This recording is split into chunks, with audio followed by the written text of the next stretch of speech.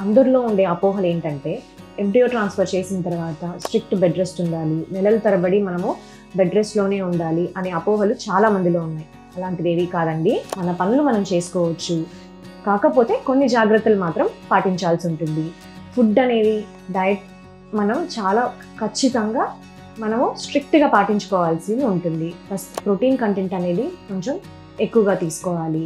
ఎందుకంటే మనం పెట్టిన అండం అనేది మనకి ఇంప్లాంట్ అవ్వడానికి బ్లడ్ సర్క్యులేషన్ ఇవన్నీ చాలా ఎక్కువగా తోడ్పడుతూ ఉంటాయి. సో అలాంటప్పుడు మనం ఫుడ్ అనేది చాలా జాగ్రత్తగా చూసుకొని తీసుకోవాలి.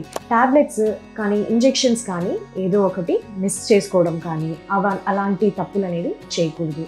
ఇచ్చిన టాబ్లెట్స్ కానీ ఇంజెక్షన్స్ కానీ క్రమం తప్పకుండా వేసుకుంటూ ఉండాలి.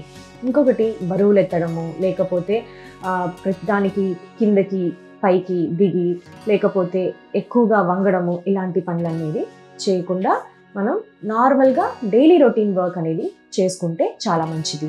ఇంకొకటి హైడ్రేషన్, వాటర్ అనేది బాగా తీసుకోవాలి, లేకపోతే మనకి యూరిన్ ప్రాబ్లమ్స్ అనేవి ఎక్కువగా రావడం అనేది జరుగుతుంది. సో అలాంటప్పుడు మనకి ఎంబ్రియో అనేది మనకి అతుక్కున్న ఎంబ్రియో కూడా మనకి ఒక్కోసారి నెగిటివ్గా మారడం అనేది జరుగుతుంది. సో అందుకని ఇలాంటి జాగ్రత్తలు పాటించి బేబీని మీ చేతిలో తీసుకోవచ్చు.